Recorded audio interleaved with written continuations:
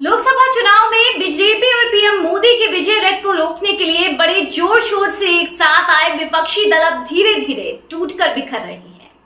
एक के बाद एक इंडिया गठबंधन को झटके लग रही है। पश्चिम बंगाल फिर बिहार के बाद अब विपक्षी गठबंधन उत्तर प्रदेश में भी आखिरी सांसें गिनते नजर आ रहा है। बीते दिनों जयंत चौधरी ने पाला बदलते हुए एनडीए के साथ गठबंधन कर लिया, तो वहीं विपक्षी गठबंधन को जिताने का सारा भार अपने कंधों पर उठाए अखिलेश यादव भी एकला चलो की राह पर बढ़ते दिखाई दे रहे हैं। सूत्रों की माने तो सपा कांग्रेस के बीच सीट शेयरिंग को लेकर जारी बातचीत अब टूट चुकी है। यहाँ तक अखिलेश यादव राहुल गांधी की न्याय यात्रा में भी शामिल नहीं होंगे। ऐसे में ये सवाल उठना भी जायज है कि क्या अखिलेश यादव ने भी गठबंधन को टाटा बाय बाय कह दिया है। नमस्कार, मैं आपके साथ अंशिका। बीजेपी को हराने के लिए सपा और कांग्रेस एक मेज पर बैठे तो दिखाई दे रहे हैं, लेकिन कई राउंड की बातचीत के बाद भी अभी भी दोनों पार्टियों के बीच सीट बंटवारे को लेकर पेच फंसा हुआ है। ये हालात उस वक्त है जब राहुल गांधी अपनी भारत जोड़ो न्याय यात्रा निकाल रहे हैं, लेकिन सीट बंटवारे को लेकर कोई सहमति न बनने पर अखिलेश यादव ने राहुल गांधी की रायबरेली में होने वाली न्याय यात्रा से दूरी बना ली है। आपको बता दें, दोनों पार्टियों के बीच सोमवार देर रात तक बैठक चली, बात हुई, लेकिन सीट बंटवारे को लेकर कोई सहमति नहीं बन पाई।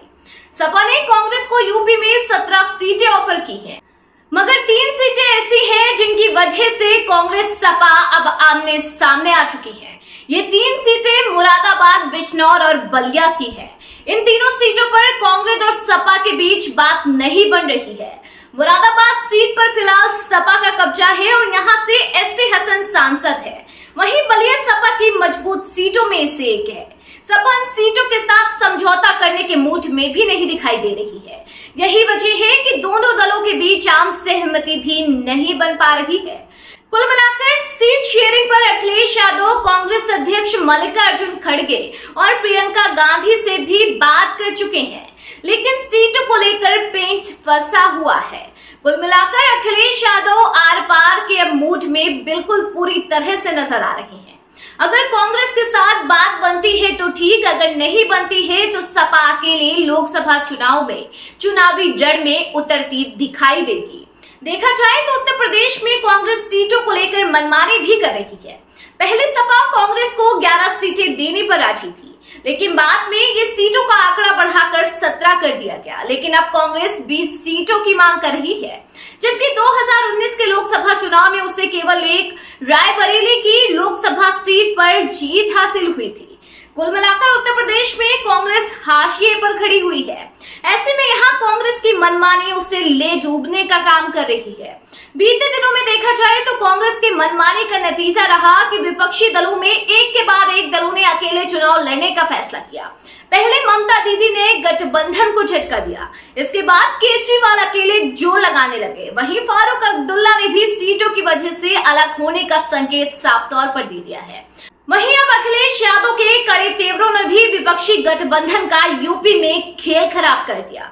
दूसरी ओर अखिलेश यादव 80 सीटों में से 27 उम्मीदवारों का ऐलान कर चुके हैं, जिसे प्रेशर पॉलिटिक्स के तौर पर भी देखा जा रहा है। यहाँ तक प्रत्याशियों की जो लिस्ट जारी की गई है, उनमें से वो सीटें हैं जहां कांग्रेस ने दावा ठोका था, जिसके बाद से कहा जा रहा है कि ये समाजवादी पार्टी के राष्ट्रीय अध्यक्ष अखिलेश यादव की प्रेशर पॉलिटिक्स का एक हिस्सा है।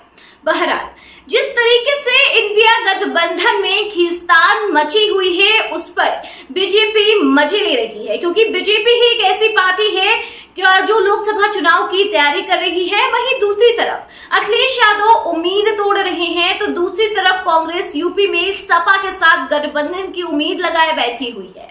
खैर, जल्द ही तस्वीर साफ होगी कि कांग्रेस के साथ अखिलेश आगे तक जाएंगे या फिर एकला चलो रणनीति अपनाएंगे, क्योंकि लोकसभा चुनाव से पहले विपक्षी गठबंधन में शामिल दलों के बीच दंगल छिड़ा हुआ है। खैर, आने वाले दिनों में और भी कई चौंकाने वाली खबरें सुनने को मिल सकती हैं कि क्या होता है, लेकिन इस खबर के बारे में आपका क्या कहना है, हमें कमेंट बॉक्स में जरूर बताएं।